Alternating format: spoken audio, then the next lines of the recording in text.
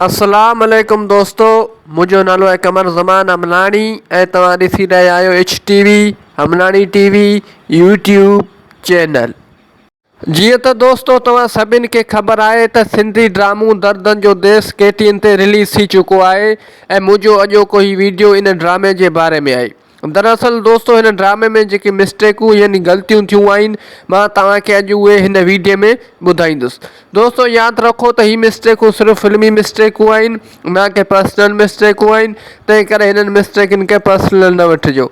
ऐं उन खां सवाइ दोस्तों इहो बि यादि रखिजो त ही वीडियो सिर्फ़ु ऐं सिर्फ़ु एंटरटेनमेंट लाइ रिकॉर्ड कयो पियो वञे।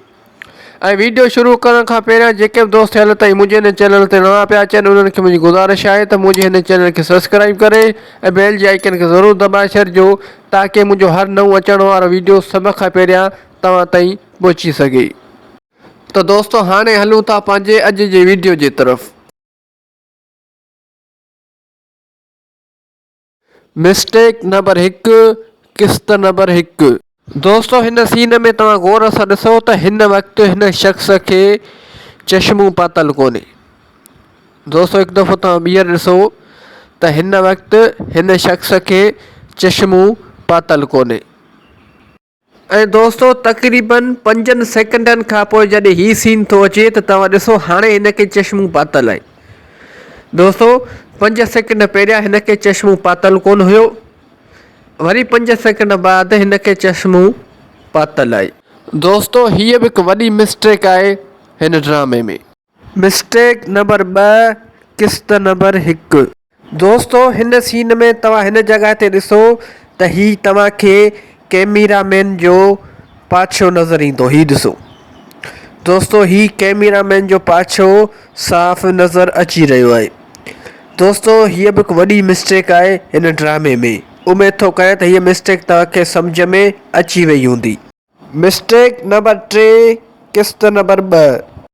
दोस्तों हीअ गाॾी हिते इन करे रोकी थी वञे त हिन जो टायर पंचर थी पियो आहे, पर जेकॾहिं दोस्तों गौर सां ॾिसिजे त हिन कार जो को बि टायर पंचर कोन्हे।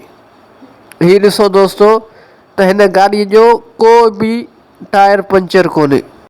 दोस्तों हीअ बि हिकु वॾी मिस्टेक आहे हिन ड्रामे में। ही कंहिं बि हिकु टायर मां थोरी हवा कढी छॾीनि हा त हीअ मिस्टेक ई न थिए हा। मिस्टेक नंबर 4, किस्त नंबर 2।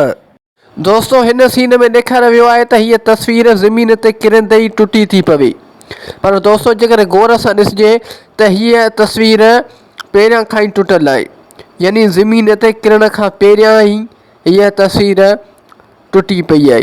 हिन तस्वीर जो फ्रेम टुटल आहे। हीअ ॾिसो दोस्तों पहिरियां खां ई टुटल आहे।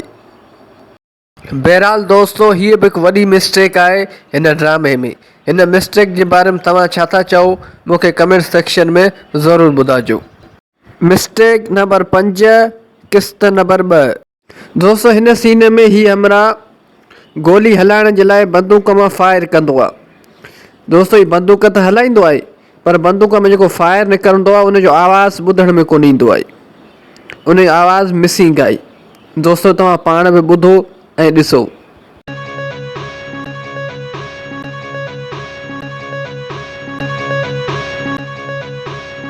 दोस्तों हाणे तव्हां पाण बि ॿुधो त हिन शख़्स गोली त हलाई पर गोली जो आवाज़ु ॿुधण में कोन आयो। इन में हिन शख़्स जो को बि क़सूरु कोन्हे, इहा ग़लती एडिटर जी आहे। दोस्तों तव्हांजे हिसाब सां हीअ ग़लती कंहिंजी थी सघे थी मूंखे कमेंट सेक्शन में ज़रूरु ॿुधाइजो। मिस्टेक नंबर 6, किस्त नंबर 2।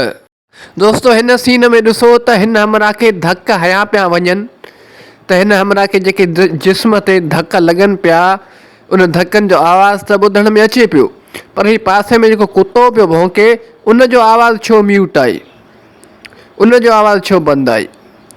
हिन खे जिस्म ते जेके धक लॻनि पिया उहे धकनि जो आवाज़ु त ॿुधण में अचे पियो, पर हीउ कुतो जेको पासे में भौंके पियो इन जो आवाज़ु छो बंदि आहे।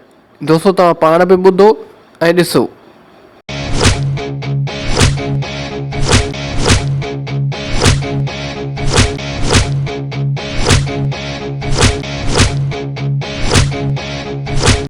दोस्तों यकीनन तव्हां ॾिठो ऐं ॿुधो ऐं तव्हांखे मिस्टेक बि सम्झ में अची वई हूंदी। बहरहाल दोस्तों हीअ बि मिस्टेक एडिटर जी आहे। मिस्टेक नंबर 7 किस्त नंबर 2। दोस्तों हिन सीन में जेके नोट उछलिया पिया वञनि तव्हां सम्झंदा हूंदव त ही असली आहिनि, पर न दोस्तों ही नोट नकली आहिनि। इन जो दोस्तों सबूत आहे मूं वटि।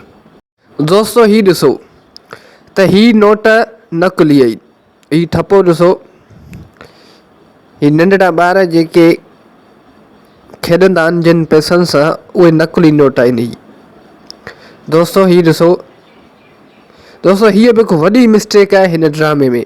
हिननि सोचियो त हीअ मिस्टेक पकड़िजी न वेंदी, पर हमलाणी टीवी हीअ मिस्टेक पकड़े वरिती। दोस्तों हिन मिस्टेक जे बारे में तव्हांजो छा ख़्यालु आहे मूंखे कमेंट सेक्शन में ज़रूरु ॿुधाइजो।